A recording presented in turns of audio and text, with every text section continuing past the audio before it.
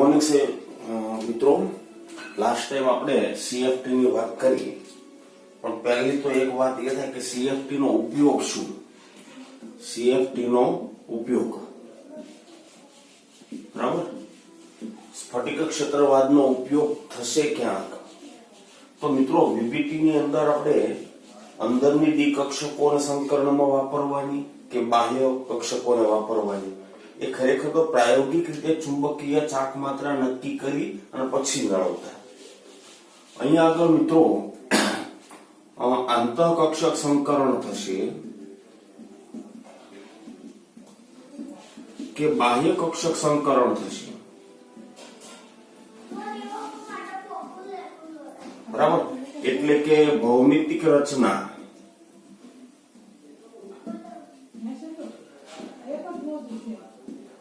નક્કી કરવા માટે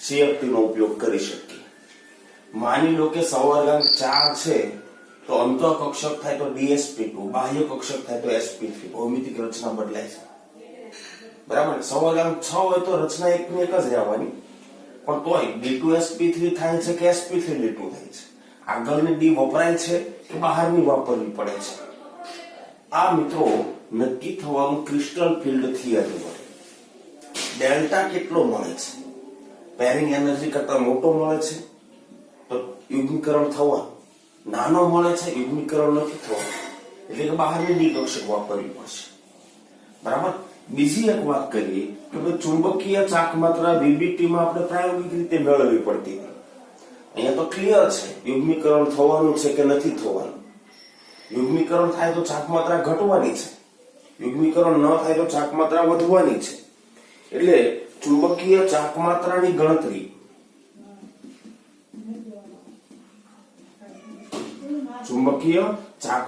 ગણતરી તમે સીએફટી વડે કરી શકો છો અને સૌથી મહત્વનો ઉપયોગ જો આપણે કહીએ સીએફટી નો જે વસ્તુ વીબીટી ક્યારેય સમજાવી નહોતી શકતી એ સંવર્ગ સંયોજનોના રંગો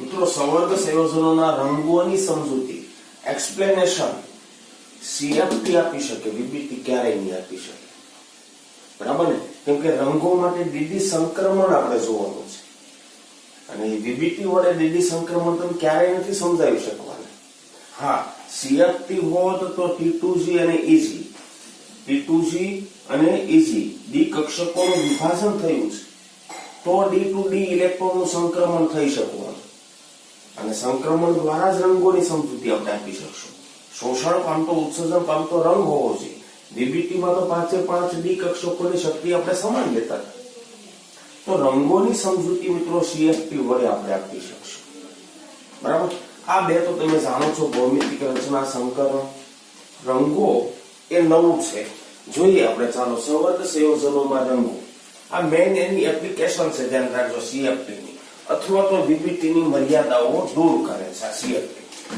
બરાબર હવે જે આપણે જોવાના છીએ એ છે મિત્રો સંવર્ગ સંયોજનોમાં રંગો બહુ મહત્વનો પોઈન્ટ છે જેમ સીએફટી મહત્વનો પોઈન્ટ છે ઘણા બધા પ્રશ્નો બની શકે એમાં એમ સંવર્ગ સંયોજનોના રંગો છે એ પણ બહુ મહત્વનો ટોપિક છે સૌથી પહેલા તો જોઈએ કે સંવર્ગ સંયોજનો છે ને એનો એક જો વિશિષ્ટ ગુણધર્મ હોય ને તો એના વિશાળ ગાળામાં મળતા રંગો છે બહુ રંગબેરંગી સંવર્ગ સંયોજનો મળે મિત્રો આપણને બરાબર ને રંગીલા સંયોજનો છે જેમ રંગીલા માણસો હોય બરાબર રંગીલા સંયોજનો છે બરાબર એટલા માટે બહુ ઇન્ટરેસ્ટિંગ છે આ સંકીર્ણ સંયોજનો મિત્રો બરાબર ખરેખર થાય શું માની લો કે પ્રયોગશાળામાં કોઈ એક ટેસ્ટ ટ્યુબમાં તમે કોઈ સંવર્ગ સંયોજનનું દ્રાવણ લીધું છે ટેસ્ટ ટ્યુબમાં સંવર્ગ સંયોજનનું દ્રાવણ લીધું છે આના ઉપર મિત્રો જ્યારે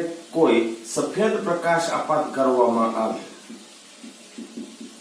ત્યારે એ સંવર્ગ સંયોજન અમુક સફેદ પ્રકાશનું શોષણ કરી દે અમુક સફેદ પ્રકાશનું શું કરે શોષણ કરે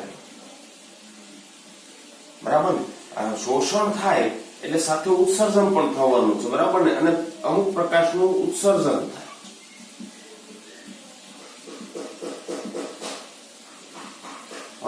ઉત્સર્જન પામતો પ્રકાશ વળી આપણે આગ સુધી આવવા અને એ આપણને સંવર્ગ સંયોજનનો રંગ દર્શાવશે. એ ટેસ્ટ ટ્યુબમાં ભરેલું દ્રાવણ જાંબલી રંગનું દેખાશે, પીળા રંગનું દેખાશે, લાલ રંગનું દેખાશે. એનો આખો આધાર છે, ધ્યાન રાખજો. એ સેમ્પલમાંથી, એ નમૂનામાંથી ઉત્સર્જિત પ્રકાશ કયો છે એ પ્રમાણે આપણને રંગ જોવા મળશે. એ પ્રમાણે આપણને રંગ જોવા મળશે. બરાબર. આપણી પાસે સફેદ પ્રકાશ, તમને ખબર છે 7 ઘટક રંગોનું મિશ્રણ છે. જાન્યુઆરી પીનાર, વિપક્યોર, બરાબર. એમાંથી અમુક રંગોનું શોષણ કરશે. શા માટે? કેમ કે નીચી ઉર્જાવાળી T2G કક્ષકમાં રહેલા ઇલેક્ટ્રોન કુદીને ઇઝીમાં જાય. બરાબર. પાછા જ્યારે આવે ઉત્તેજિત અવસ્થા, પાછા જ્યારે આવે ત્યારે ઉત્સર્જિત કરે, ઉત્સર્જિત પ્રકાશ. બરાબર. તો સફેદ પ્રકાશ જ્યારે સંકીર્ણના નમૂનામાંથી પસાર થાય ત્યારે એનો અમુક ભાગ દૂર થાય, મતલબ કે અમુક ભાગનું શોષણ થાય. એટલે કે સફેદ પ્રકાશ છે એના અમુક ઘટક રંગો શોષણ પામી જાય, એટલે હવે એ સફેદ ન રહે. બાકીના રંગ છે એ આપણને નમૂનાનો રંગ દર્શાવે. બરાબર. માની લો કે સફેદ પ્રકાશ છે એમની તરંગ લંબાઈ લેમ્બડા છે, તો 1/λ is equal to 1/λ absorb upon 1/λ emitted. આમ થવાનું. બરાબર. એબ્સોર્બ થયેલી તરંગ લંબાઈ અને એમિટેડ તરંગ લંબાઈ. હવે એમિટેડ માં મિત્રો પારગમન પામી ગયેલી પણ આવી છે. બરાબર. ખ્યાલ આવે છે? આ છે તમારો વ્હાઇટ પ્રકાશ, એની તરંગ લંબાઈ. બરાબર. માનો કે આ શોષણ પામે તો આ એમિટ થવાની, મતલબ શોષણ પામતી તરંગ લંબાઈ વધશે તો આ ઘટશે. બરાબર. વધશે એટલે 1/λ ઘટશે તો 1/λ વધશે. 1/λ વધે એટલે આ ઘટશે. ખ્યાલ આવે છે? ધ્યાન રાખજો. આ એબ્સોર્બ લાઇટ અને એમિટેડ લાઇટ, આ બંને ધ્યાન રાખજો કોમ્પ્લિમેન્ટરી થવાની, પૂરક થવાની. નમૂનામાં શોષાતો પ્રકાશ તેના રંગ કરતા પૂરક હોય છે. મને દેખાતો રંગ અને શોષાતો પ્રકાશ આ બંને પૂરક હોવાના. એબ્સોર્બ થયેલી લાઇટ અને એમિટેડ લાઇટ આ બંને પૂરક હોવાના. ખરેખર તો સૂત્ર આપણી પાસે આવું છે, hc/λ. એટલે hc/λ is equal to hc/λ ab વત્તા hc/λ emitted. ઓકે, એકની એક લાઇટમાંથી ઉત્સર્જન થાય છે, શોષણ થાય છે. ખ્યાલ આવે છે? એટલા માટે હંમેશા કોઈ પણ સેમ્પલમાં મિત્રો શોષાતો પ્રકાશ અને આપણને દેખાતો રંગ એટલે એમિટેડ, ધ્યાન રાખજો, ઉત્સર્જિત, એ બંને કેવા છે? પૂરક હશે, કોમ્પ્લિમેન્ટરી હશે. એ બંને ફરી પાછા ભેગા થઈ જાય, સફેદ થઈ જાય. મિત્રો આટલું ક્લિયર છે? હા કે ના? બીજી વાત કરીએ. દાખલા તરીકે કોઈ સંકીર્ણ દ્વારા લીલા રંગના પ્રકાશનું શોષણ થાય, એટલે અહીંયા લીલા રંગના પ્રકાશની તરંગ લંબાઈ આવશે. તો આપણને એ નમૂનો અથવા એ સંકીર્ણ છે એ લાલ રંગનો દેખાય, મતલબ એમિટેડ લાઇટની તરંગ લંબાઈ લાલની હદમાં હશે. બરાબર. તમને ખબર છે 400 નેનોમીટર થી 800 નેનોમીટરની વચ્ચે પ્રકાશ, સફેદ પ્રકાશની તરંગ લંબાઈ હોય. બરાબર છે. તો એ 1/λ બરાબર 1/λ લીલા રંગની વત્તા 1/λ લાલ રંગની.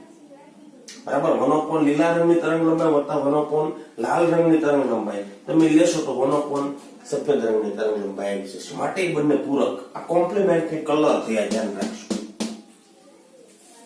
ક્લિયર છે મિત્રો? હા કે ના? આ ખાસ ધ્યાન રાખજો. આમ થવાનું, અથવા તો આમ પણ થઈ શકે, ધ્યાન રાખજો. New white is equal to new absorb વત્તા ન્યુ emitted. ઓકે, એનો વિકિરણ માટે E બરાબર hc/λ પણ થાય, h ન્યુ પણ થાય. h તો બંને બાજુ કોમન કાઢી શકો. બરાબર. તો આમ પણ થવાનું. બરાબર. આવૃત્તિ આપી હોય તો ધ્યાન રાખજો, શોષિત આવૃત્તિ અને એમિટર, એટલે કે શોષિત આવૃત્તિ અને ઉત્સર્જિત આવૃત્તિ નો સરવાળો કેટલો થવાનો? તો કે આપાત આવૃત્તિ જેટલો. આપાત, ધ્યાન રાખજો. નો આપાત છે, લેમ્બડા આપાત છે, આપાત. અને આપાત આપણે કેવો લીધો? પ્રકાશ સફેદ. નહીં ખબર પડી હોય તો કહેજો મિત્રો.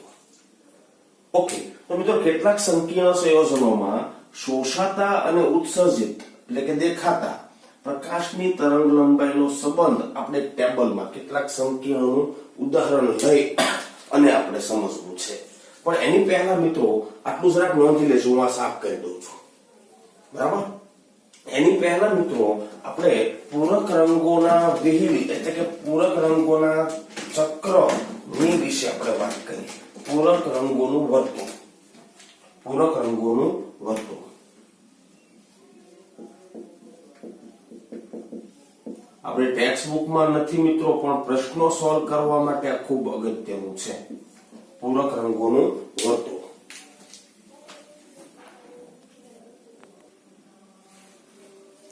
ચાલો મિત્રો, કલર વિશે જો બીજી વાત કરીએ મિત્રો, આ કલર વ્હીલ યાદ રાખી લેજો તમે, કેમ કે કેટલાક પ્રશ્નો સોલ્વ કરવા માટે કેટલીક ટ્રીક કલર અંગેની મેળવવા માટે યાદ નથી રાખવા. કોઈ પણ રંગ આપણે ગોખવા નથી, ધ્યાન રાખજો. અને એવો ગોખવા વાળો સવાલ નહીં આવે, ધ્યાન રાખજો.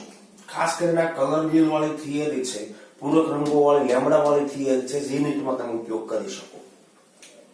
એક વસ્તુ બહુ ક્લિયર છે, માનો કે બ્લુ ગ્રીન આ બધા રંગને ઓળખી લો. Violet, indigo, blue, blue green, green, yellow green, mix colour, ધ્યાન રાખજો. Yellow, orange, red, purple. બરાબર ને? કદાચ વાયોલેટ કરતા પણ ઓછી તરંગ લંબાઈ ઉપર હું જાઉં તો શું આવવાનું ખબર? Sorry, UV, ultraviolet. કદાચ પર્પલ કરતા પણ ઊંચી તરંગ લંબાઈ ઉપર હું જાઉં તો શું આવવાનું? IR. ધ્યાન રાખશો. એક વસ્તુ બહુ ક્લિયર છે, માની લો કે કોઈ સંકીર્ણનું સેમ્પલ છે, બ્લુ રંગનું શોષણ કરે તો એ ઓરેન્જ કે ઓરેન્જની આસપાસનો મિક્સ કલર આપે. એટલે ઓરેન્જ યલો મિક્સ હોઈ શકે, રેડ ઓરેન્જ મિક્સ હોઈ શકે. માની લો કે કોઈ સંકીર્ણ છે, બ્લુ ગ્રીનનું શોષણ કરે તો રેડ કે રેડની આસપાસનો કલર આપે. એટલે રેડિશ પર્પલ પણ હોઈ શકે, ઓરેન્જ રેડિશ પણ હોઈ શકે. સમજ પડે છે? એની આસપાસનો કલર મળવાનો એ ફાઇનલ છે, અથવા તો એ જ કલર મળવાનો એ ફાઇનલ છે. માનો કે ઇન્ડિગોનું શોષણ કરે તો યલો મળે, જાંબલી એટલે કે વાયોલેટ નું શોષણ કરે તો યલો ગ્રીન મળી શકે. દેખાતો રંગ, શોષાતો રંગ અને દેખાતો રંગ સામસામે છે, કોમ્પ્લિમેન્ટરી રંગો છે. ક્લિયર છે? ખરેખર તો મિત્રો કેવું છે કે કોઈ સંકીર્ણ સંયોજન હોય, બરાબર ને, એમાં એની ડી કક્ષકોનું શું થયેલું છે? વિભાજન થયેલું છે. જો આપણે થિયરિકલી સમજીએ તો શું થાય છે તે, બરાબર ને? કોઈ સંકીર્ણ સંયોજન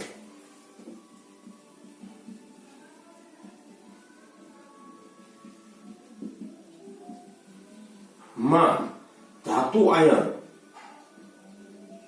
ની ડી કક્ષકનું વિભાજન થયેલું હોય.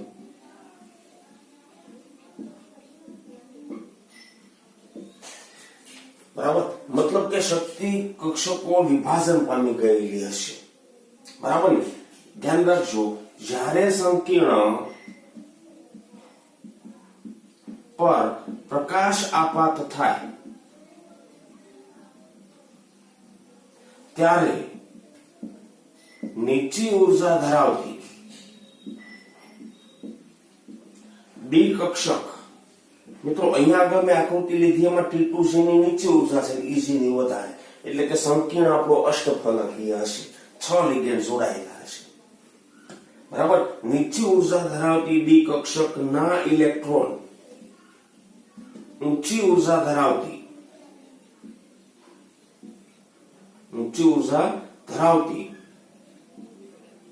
ડી કક્ષકમાં શું થાય છે? સંક્રમણ પામે છે. એટલે કે મિત્રો ઉત્તેજિત અવસ્થા ધારણ કરે. ધરા અવસ્થામાં માનો કે ડી કક્ષકમાં T2C માં 1 ઇલેક્ટ્રોન હતો. જો એના ઉપર વિકિરણ ઉર્જા આપાત થાય તો મિત્રો એ ઇલેક્ટ્રોન કૂદીને ક્યાં જવાનો? EGમાં. પણ એની ઉત્તેજિત અવસ્થા કહેવાય. શું કહેવાય? ઉત્તેજિત અવસ્થા કહેવાય. પણ જેવો એમ એ ઇલેક્ટ્રોન, ઉત્તેજિત ઇલેક્ટ્રોન પાછો ભૂમિ અવસ્થામાં આવે ત્યારે શું થવાનું? તો કે બહુ સિમ્પલ વસ્તુ છે, વિકિરણ ઉર્જાનું શું કરશે? ઉત્સર્જન કરશે. વિકિરણ ઉર્જાનું ઉત્સર્જન કરશે. શોષણ પામતા પ્રકાશની તરંગ લંબાઈ લેમ્બડા એબ્સોર્બ હશે તો ઉત્સર્જન પામતા પ્રકાશની તરંગ લંબાઈ એને પૂરક હશે. આ બહુ ક્લિયર છે, ધ્યાન રાખશો, બરાબર ને? સમજો છો? ઉત્તેજિત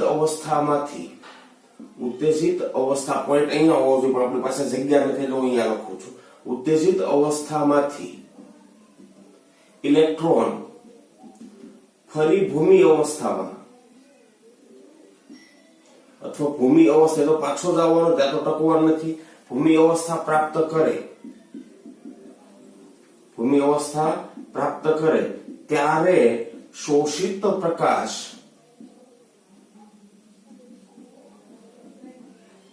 ના પૂરક રંગનું ઉત્સર્જન કરે છે.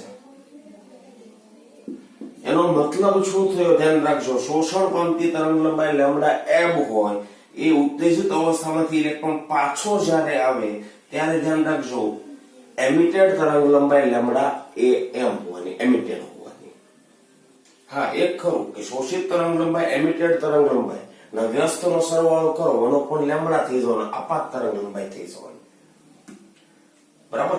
ખરેખર આ થિયરીની બિહાઇન્ડ એટલે કે એની પાછળની જો આપણે રહસ્યની વાત કરી તો ધ્યાનથી સમજજો. આ બે ડી કક્ષકોની વચ્ચેનો શક્તિ તફાવત છે એને તો આપણે મિત્રો લેમ્ડા કીધું છે, ડેલ્ટા કીધું છે આપણે એને.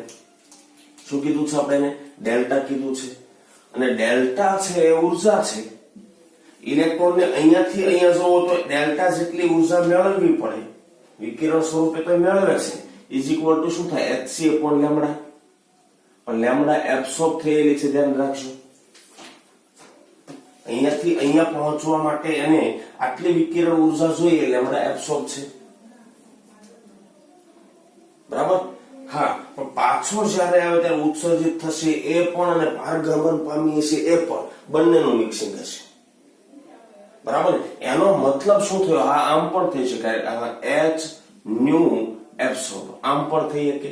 આ સૂત્ર માઇન્ડમાં રાખજો જરા, બરાબર? એનો મતલબ એ થયો કે આ ડેલ્ટા જેટલો મોટો થશે એટલી એબ્સોર્બ થયેલી તરંગ લંબાઈ ઘટવાની, બરાબર? તો તરત જ એના સામે પૂરક રંગની લેમ્ડા એમિટેડ છે એને અસર થવાની, અથવા તો ડેલ્ટા જેટલો મોટો એટલે ધ્યાન રાખજો એબ્સોર્બ થતી આવૃત્તિ છે વધવાની, તો એના પૂરક રંગની આવૃત્તિ પણ બદલાવાની, રંગ બદલાવાનો. આખો આધાર કોના ઉપર રહેવાનો? ડેલ્ટા ઉપર મિત્રો.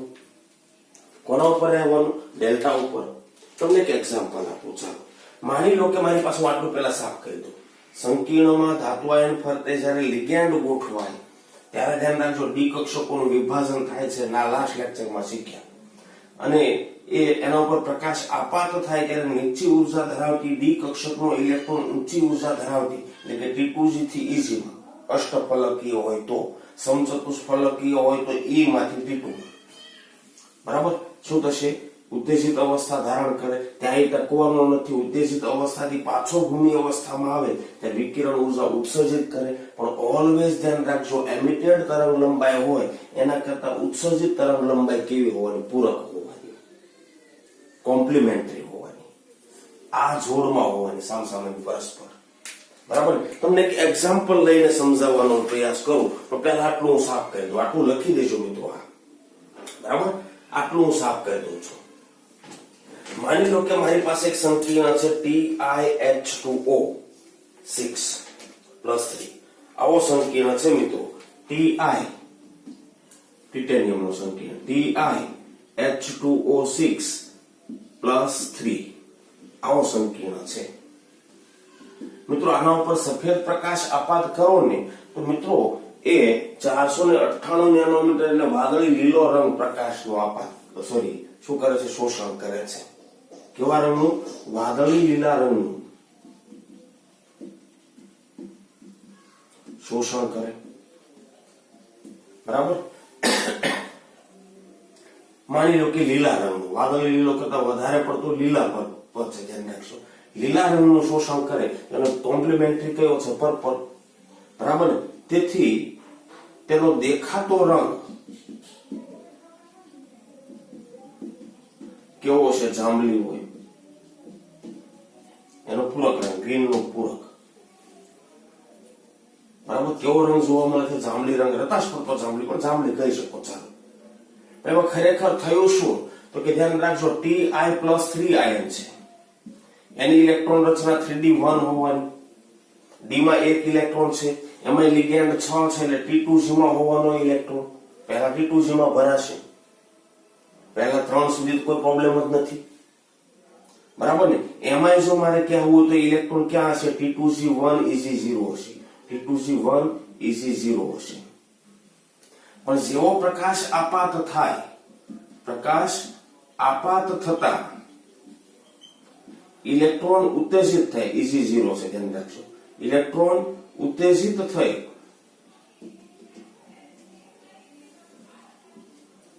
ક્યાં જવાનું, Eg માં, તો શું થવાનું બોલો, T2G0 Eg1 ઇલેક્ટ્રોન બંધારણ બને, અને ત્યારે મિત્રો એ વાદળી લીલા રંગના પ્રકાશનું શોષણ કરશે. માનો કે લીલાનું શોષણ કરે છે, બરાબર. આ એની ઉત્તેજિત અવસ્થા. એ ઉત્તેજિત અવસ્થામાંથી Eg માંથી પાછો ઇલેક્ટ્રોન ભૂમિ અવસ્થામાં આવે, એટલે કે Eg માંથી પાછો T2G માં આવી જાય, ઉપર તો ટકવાર નથી, પાછો ભૂમિ અવસ્થામાં આવે ત્યારે ધ્યાન રાખજો આ લીલા રંગના પૂરક રંગનું એટલે કે લાલ રંગનું શું કરશે, જાંબલી રંગનું શું કરશે, ઉત્સર્જન કરશે. એટલા માટે આ સંકીર્ણ આપણને જાંબલી રંગનો દેખાય છે. એક ટેબલ બનાવ્યું છે રીતસર, સંવર્ગ સંયોજન, અવશોષિત તરંગ લંબાઈ, શોષિત પ્રકાશનો રંગ અને એનો દેખાતો પૂરક રંગ, બરાબર. સંવર્ગ સ્પીસીસનો રંગ આપણને દેખાશે આવો. ક્લિયર છે મિત્રો? આટલું જરાક હું સાફ કરી દઉં છું. ચાલો એક વસ્તુ બીજી શીખીએ આપણે. જો આના ઉપરથી થયો, માની લો કે ધાતુ આયન એકનો એક છે, લેમડા ડેલ્ટાને અસર કરતા પરિબળો કયા હતા? આ પૂરક વર્તુળ આગળ કાઢી નાખું છું. યાદ કરો જે ડેલ્ટાને અસર કરતા પરિબળો કયા કયા હતા. ડેલ્ટા છે કોના ઉપર આધાર રાખતો હતો? તો ધ્યાન રાખજો ડેલ્ટાનો આધાર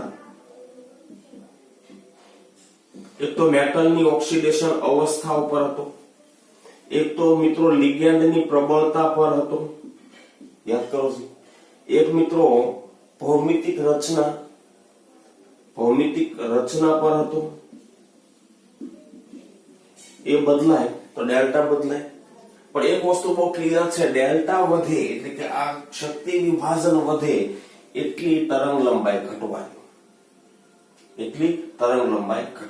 અથવા ડેલ્ટા ઘટે તો મિત્રો તરંગ લંબાઈ વધવાની. તમને ખબર છે વિદ્યુત તરફ જાઓ, violet, indigo, blue green, green yellow, orange, red, purple, બરાબર. જેમ તમે આ વ્હીલમાં આ તરફ જેમ જશો એમ મિત્રો લેમડા વધે છે, આવૃત્તિ ઘટવાની. શું થાય છે? લેમડા વધે છે. આ પ્રશ્નો સોલ્વ કરવા માટે છે, ધ્યાન રાખજો, બરાબર. લેમડા વધે તો મિત્રો ડેલ્ટા ઓ, લેમડા વધે આવૃત્તિ ઘટશે, વિદ્યુત તરફ જાવ એમ આવૃત્તિ ઘટશે. પણ એક વસ્તુ બીજી જુઓ તમે, આમ તમે જેમ જશો એટલે આ તો તમને ખબર છે, આપણે લાસ્ટ લેક્ચરમાં શીખ્યા છે, હું સાફ કરી દઉં છું. આ તરફ તમે જેમ જશો એમ મિત્રો એક બીજી વસ્તુ શું થવાનું ખબર? ડેલ્ટા ઘટશે.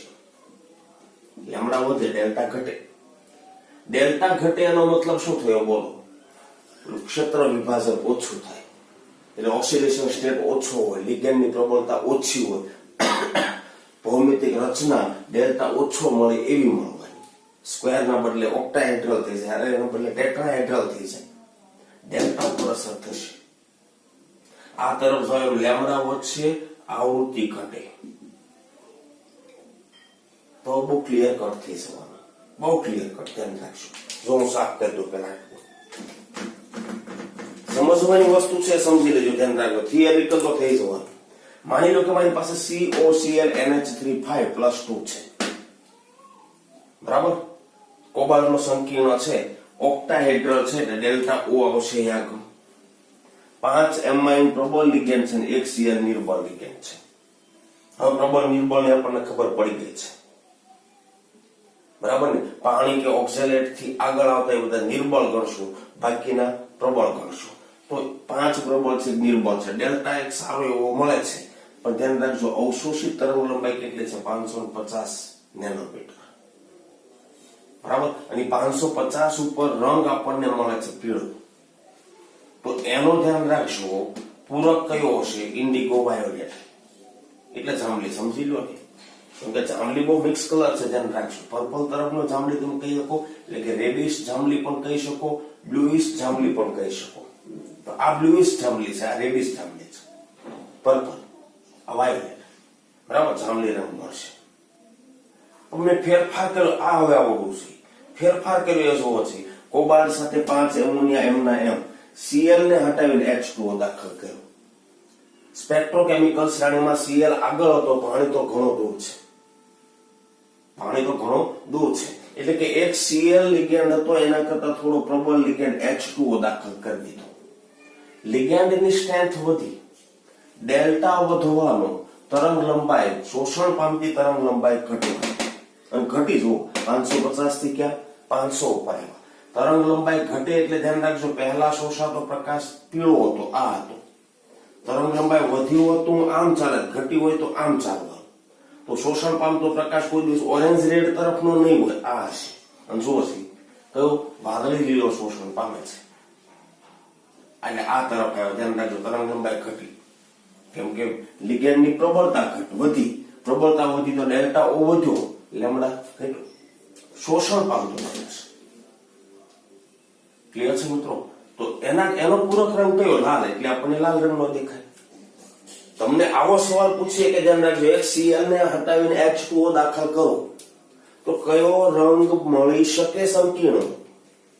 3 રંગ આ તરફ નાખી દો, ઓરેન્જ, રેડ, પર્પલ. એક રંગ આ તરફનો આપે, સોરી, કયો રંગ મળી શકે? તો ધ્યાન રાખજો, એક રંગ આ તરફનો આપશે, માનો કે રેડ, પછી તો કે યલો, ગ્રીન, બ્લુ, ગ્રીન. નહીં મિત્રો, ધ્યાન રાખજો, લિગેન્ડની પ્રબળતા વધી, શોષણ પામતો પ્રકાશ આ તરફ આવશે, તો પૂરક રંગ એનો આમ છે. સમજો જાય ને? સમજો છે? પૂરક રંગ આમ જોવાનું ધ્યાન રાખજો.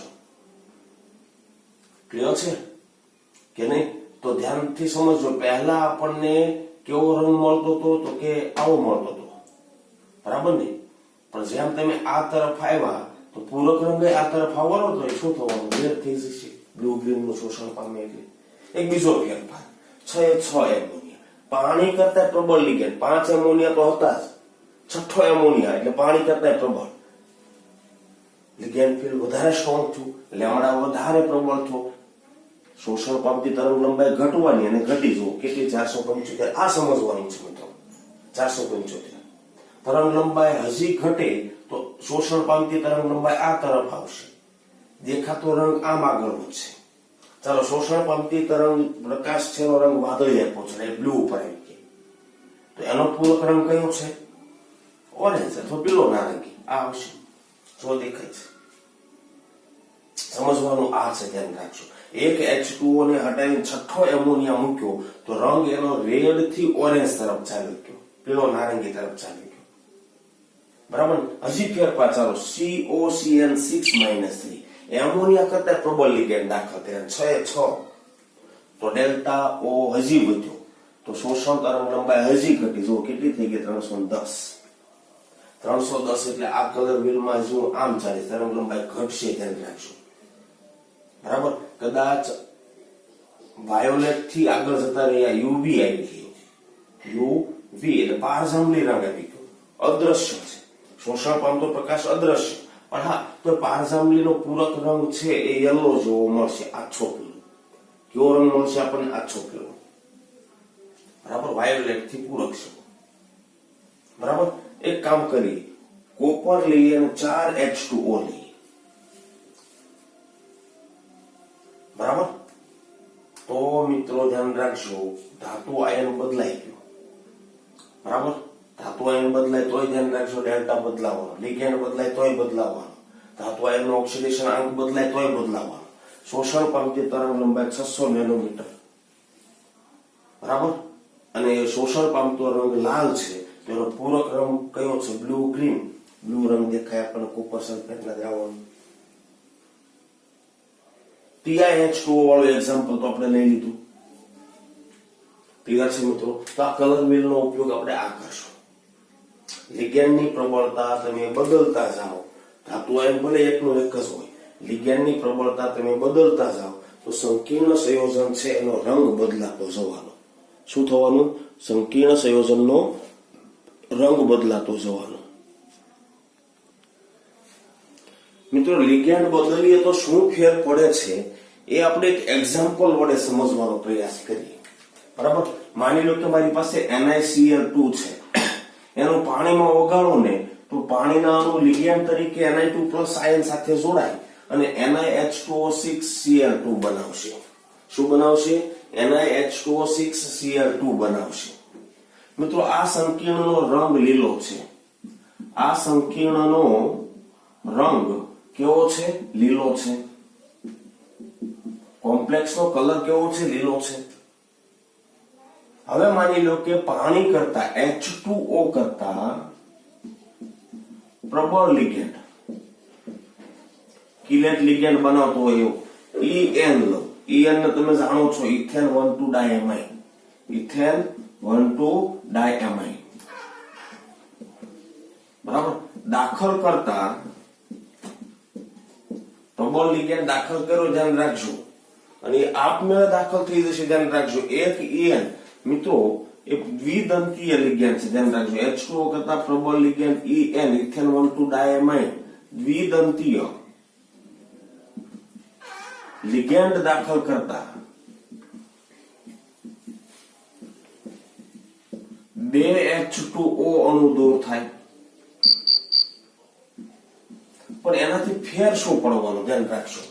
માની લો કે મારી પાસે NiH2O6+3 લીલો હતો અને હવે એમાં એક EN દાખલ કરું તો નિર્બળ લિગેન્ડને હટાવી બહુ સરળતાથી પ્રબળ લિગેન્ડ આવી જશે. પણ H2O એક દંતીય છે ને EN દ્વિદંતીય છે, એટલે એક H2O નો એક અણુ એક સંવર્ગ બંધ બનાવતો હોય, એકલો EN 2 બનાવે. સંવર્ગ તો 6 છે એટલે 2 પાણીના અણુ હટાવી દે. પ્રબળ લિગેન્ડ આવવાથી ડેલ્ટા O મોટો થઈ ગયો. ડેલ્ટા O મોટો થઈ ગયો એટલે અવશોષિત તરંગ લંબાઈ ઘટવાની. બરાબર ને? પહેલા એનો આપણને રંગ મળતો હતો લીલો. અવશોષિત તરંગ લંબાઈ ઘટી એટલે ધ્યાન રાખજો, એનો પૂરક રંગ છે ઘટવાની, તરંગ લંબાઈ ઘટશે. તો પહેલા લીલો મળતો હતો, અવશોષિત તરંગ લંબાઈ ઘટે એટલે એનો પૂરક રંગ છે એની તરંગ લંબાઈ પણ ઘટવાની. આમ થવાનું કે નહીં? કલર વ્હીલ તો આમ જ ચાલવાનું, ધ્યાન રાખજો. અવશોષિત પ્રકાશ આ તરફ ચાલે તો એનો પૂરક રંગ આ તરફ ચાલે. તો રંગ મિત્રો ધ્યાન રાખજો, કલર ચેન્જ છે ને એ ધ્યાન રાખજો, ગ્રીન માંથી આ તરફનો મળશે, આ તરફનો ક્યારેય નહીં મળે. આ તમારા માઇન્ડમાં ફિટ હોવું જોઈએ. બરાબર ને? EN દાખલ કરવાથી ગ્રીન માંથી કોઈ આ તરફનો કલર ચેન્જ બતાવશે, બીજો નહીં હોય. અને ખરેખર પાછો રંગ એવો જ દર્શાવે છે, ધ્યાન રાખજો. આનો રંગ છે આછો વાદળી. આ થઈ ગયું કામ આપણું. જો ગ્રીન થી બ્લુ ગ્રીન તરફ અથવા આછા વાદળી તરફ આ તરફ ગઈ હોય. બરાબર ને? એનો મતલબ એ થયો કે પહેલા ગ્રીન હતો ને પર્પલ જેવો શોષણ કરતો હશે, એને બદલે રેડિશ કલરનું શોષણ કરવા લાગ્યો. પૂરક રંગ એનો આછો વાદળી થઈ ગયો. કામ આપણને ફાવી ગયું છે. મિત્રો, એક EN રિપ્લેસ કરે છે 2 પાણીના અણુ. એક EN રિપ્લેસ કર્યા પછી માનો કે બીજો રિપ્લેસ કરું તો 4 પાણીના અણુ છે, એમાંથી બીજા 2 પાણીના અણુઓ દૂર થઈ જાય. H2O ટ્વાઇસ વધવાનું, 2 H2O પાછા દૂર. એક ઓર પ્રબળ લિગેન્ડ આવ્યો, ડેલ્ટા વધ્યો. શોષણ પામતો પ્રકાશ હજી આ તરફ આવશે તો ધ્યાન રાખજો, ઉત્સર્જિત પ્રકાશ હજી આ તરફ જશે. બરાબર? આનો રંગ કેવો હતો? આછો વાદળી. હવે તમને ખબર પડી ગઈ હશે, આનો રંગ આછો વાદળી હતો, એનો હજી વાદળી તરફ જવાનું.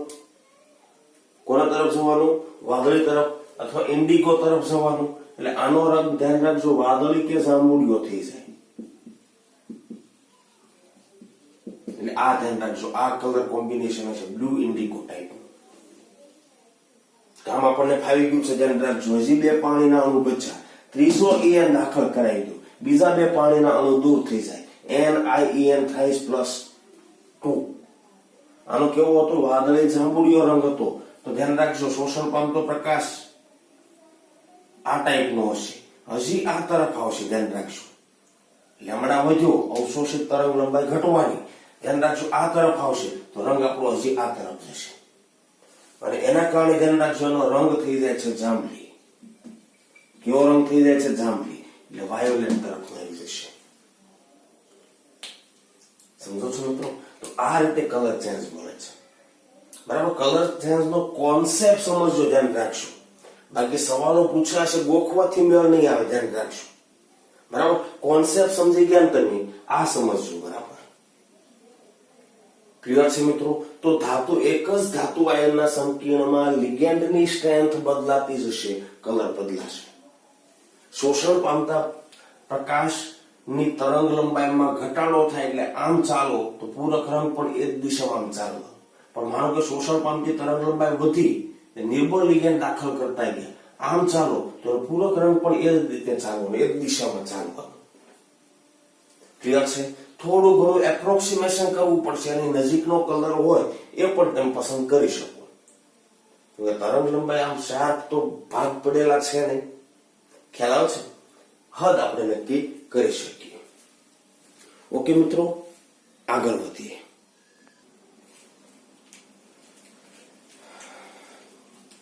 મિત્રો તમે માનેક નામ સાંભળ્યું હશે, માનેક ભાઈ ની ધ્યાન રાખજો.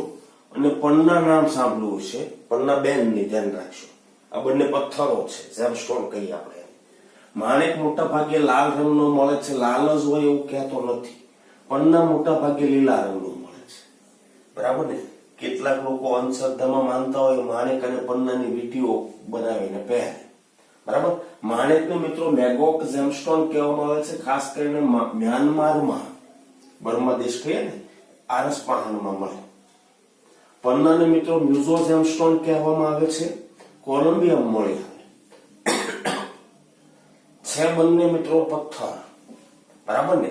માણેકની વાત કરીએ તો એલ્યુમિના છે, મેન તો એલ્યુમિના છે, સિલિકેટ પણ હોય. પણ એમાં ધ્યાન રાખજો 0.5 થી 1% જેટલો Cr+3 હોય. અને મિત્રો Cr+3 હોય ને, એની ડી કક્ષકમાં 3 ઇલેક્ટ્રોન હોય, તમને ખબર છે. Cr+3 આયન હોય, એની ઇલેક્ટ્રોન રચના જો આપણે જોઈએ તો ધ્યાન રાખજો, અહીંયા હું લખી નાખું છું 3d3 સોરી. બરાબર. બરાબર. આવા કેટલાક પ્રમાણમાં આયનો ધરાવતું એલ્યુમિના છે મિત્રો, Al2O3 છે. હવે Al+3 ની અષ્ટફલકીય રચના હોય, એમાં કેટલાક સ્થાનો ઉપર Al+3 ના બદલે કોણ આવી જાય? Cr+3. એટલે તમને શું મળવાનું હતું કે Cr+3 નો અષ્ટફલકીય સંકીર્ણ, તો શોષણ ઉત્સર્જન તો થવાનું જ, કેમ કે Cr+3 પાસે અયુગ્મિત ઇલેક્ટ્રોન છે. બરાબર. ખ્યાલ આવે છે? અને જો એની ફરતે લિગેન્ડ ક્ષેત્ર ગોઠવાય તો શક્તિ વિભાજન થવાનું. એક વસ્તુ ધ્યાન રાખજો, રંગોની અંદર એક પોઈન્ટ આપણે નોંધવાનો રહી ગયો છે કે ધાતુ આયનની આસપાસ લિગેન્ડ ગોઠવાય તો વિપાટન થાય, અને વિપાટન થાય તો ધ્યાન રાખજો ડીડી સંક્રમણ થાય. અને મિત્રો ડીડી સંક્રમણ થાય તો તમને રંગ મળવાનો. એકલો ક્રોમિયમ+3 આયન હોય કે આયનીય સંયોજન હોય તો ડી કક્ષકોનું વિપાટન થવાનું નથી, તો પેલું T2G થી EG કે EG થી T2G સંક્રમણ થવાનું નથી, તો રંગ નહીં મળે. માત્ર કોપર સલ્ફેટ હોય, સફેદ છે મીઠા જેવું, પણ કોપર સલ્ફેટ ઇન્ટુ 5H2O હોય, 5 પાણીના અણુ લિગેન્ડ તરીકે વર્તે તો ડી કક્ષકોનું વિભાજન થાય, ડીડી સંક્રમણ થાય, સફેદ પ્રકાશ આપાત થાય ત્યારે, એટલે આપણને વાદળી રંગનો દેખાય છે. બરાબર. ટિટેનિયમ વાળું ઉદાહરણ લીધું હતું, 6 પાણીના અણુઓ દૂર કરો ગરમ કરીને, ખાલી TiCl3 લો, સફેદ રંગ છે. પણ ઇન્ટુ 6H2O એટલે કે લિગેન્ડ ક્ષેત્ર ફરતું ગોઠવાયું ધાતુ આયનની આસપાસ, ડી કક્ષકોનું શક્તિ વિભાજન થાય તો એનો અયુગ્મિત ઇલેક્ટ્રોન છે ડી સંક્રમણ કરશે. એટલે શક્તિનું વિભાજન થવું ખૂબ અગત્યનું છે. અને નંબર 2, એમાં અયુગ્મિત ઇલેક્ટ્રોનની હાજરી પણ ખૂબ જ અગત્ય છે. Al+3 માં તો નહોતા અયુગ્મિત ઇલેક્ટ્રોન, પણ આમાં છે 3d3 T2G માં 3 ઇલેક્ટ્રોન હશે. એટલે ધ્યાન રાખજો, અવશોષણ પટ છે એ ઊંચી તરંગ લંબાઈઓ વાળો મળે. તો એનો દેખાતો રંગ છે મિત્રો પીળો મળી શકે, લાલ મળી શકે, અને લાલ થી વાદળી તરફ પણ ખસી શકે. એટલા માટે માણેક તમને રંગબેરંગી મળશે. ધ્યાન રાખજો, પીળા, લાલ, વાદળી. લાલ વધારે પ્રચલિત છે. પન્નાની વાત કરીએ મિત્રો, લીલો રંગ દેખાય છે પણ એ ખરેખર તો બેરિલ ખનિજ છે. યાદ કરો, ચક્રીય સિલિકેટ, બેરિલ સિલિકેટ છે. અને એમાં Cr+3 અશુદ્ધિ હોય એટલે D3. એમાં તે અષ્ટફલકીય રચનામાં Cr+3 જ્યારે આવે, આમાં Al+3 નહીં આપી શકે, B2+ નહીં આપી શકે. Cr+3 જ્યારે સિલિકેટની અષ્ટફલકીય રચનામાં જ્યારે ગોઠવાય ત્યારે મિત્રો આમાં સિલિકેટ એકમ છે, ઓલામાં એલ્યુમિનેટ એકમ છે. ધ્યાન રાખજો, અષ્ટફલકીય રચના બને, સંકીર્ણ બને ત્યારે આપણને લીલો રંગ મળે છે. CFT આમ ગણે તો બહુ સરસ કામ કર્યું છે, પણ એમ છતાં પણ CFT ની કેટલીક મર્યાદાઓ છે મિત્રો. સંવર્ગ સંયોજનોની બનાવટ સમજાવી શકાય, ખાસ સંકરણ રચના સમજાવી શકાય, રંગ નહોતો સમજાવી શકતો, VBT સમજાવી શકાય, ચુંબકીય ગુણધર્મો પ્રાયોગિક મૂલ્યની હવે આવશ્યકતા રહેતી નથી, ડાયરેક્ટ તમે નક્કી કરી શકો. પણ એમ છતાં કેટલીક મર્યાદા છે. પહેલી મર્યાદા શું? તો કે લિગેન્ડ ને આપણે બિંદુ ભાર તરીકે સ્વીકાર્યો, પોઈન્ટ ચાર્જ તરીકે વર્તે તો ધ્યાન રાખજો, ઋણ લિગેન્ડ હોય તો એનો પોઈન્ટ ચાર્જ તો વધારે હોવાનો, અપાકર્ષણ વધારે કરે. તો ઋણ લિગેન્ડ હોય તો વિપાટન એટલે કે ડેલ્ટા મોટો મળવો જોઈએ. ડેલ્ટા મોટો હોય તો લિગેન્ડની પ્રબળતા વધારે હોવી જોઈએ. પણ આપણે સ્પેક્ટ્રોકેમિકલ શ્રેણી જોઈએ, યાદ કરો, ઋણ વીજભારિત લિગેન્ડ લગભગ તળિયે હતા. એને કાર્બોનિલ ને એમોનિયા ને H2O આવા તટસ્થ લિગેન્ડ પ્રબળ થઈ જતા હતા. સમજો છો? પોઈન્ટ ચાર્જ હોય તો ઋણ વીજભાર વાળો લિગેન્ડ હોય એની પ્રબળતા વધારે હોવી જોઈએ.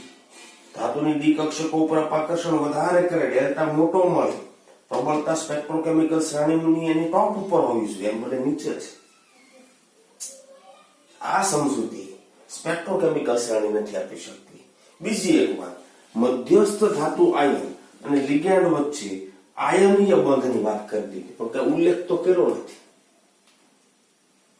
યાદ છે? સ્થિર વિદ્યુતીય મોડેલ છે, ધાતુ આયન અને લિગેન્ડ વચ્ચે આયનીય બંધ રચાય, બરાબર ને? CFT ની શરૂઆત કરી ત્યારની વાત કરો. પણ સહસંયોજક બંધને ધ્યાનમાં લેવાયો નથી. આપણે આયનીયની વાત કરી, આ એક મર્યાદા છે મિત્રો. આની મર્યાદા દૂર કરવી હોય, VBT ની મર્યાદા દૂર કરવા માટે આપણે CFT ની વાત કરી. CFT ની મર્યાદા તમારે દૂર કરવી હોય તો મિત્રો LFT લિગેન્ડ ફિલ્ડ થિયરી અને MOT મોલેક્યુલર ઓર્બિટલ થિયરી નો આધાર લેવો જોઈએ. આપણા સિલેબસમાં નથી મિત્રો, સારું છે, બરાબર. પણ CFT કરતા પણ એડવાન્સ ધોરણે તમારે જો સંવર્ગ સંયોજનો સમજવા હોય તો લિગેન્ડ ફિલ્ડ થિયરી LFT અને આણ્વીય કક્ષકવાદ નો અભ્યાસ કરવો જોઈએ, બરાબર. આ થઈ મિત્રો સંવર્ગ સ્ફટિક ક્ષેત્રવાદની મર્યાદાઓ, બરાબર. બીજી મહત્વની કેટલીક થિયરી છે, આપણે પછી જોશું મિત્રો. જે નીટની અંદર આમાંથી પ્રશ્નો બની શકે છે, કલર રિલેટેડ પ્રશ્નો, બરાબર છે. મેં તમને વિગતે સમજાવવાનો પ્રયાસ કર્યો છે. ન સમજાય તો મિત્રો એક કરતા વધારે વખત લેક્ચર એટેન્ડ કરવો, બરાબર. એમાં કઈ નાના નહીં થઈ જાય, બરાબર. એક વખતે જ આવડી જાય એવું જરૂરી નથી. તો મિત્રો અહીંયા આગળ આપણે અટકીએ છીએ.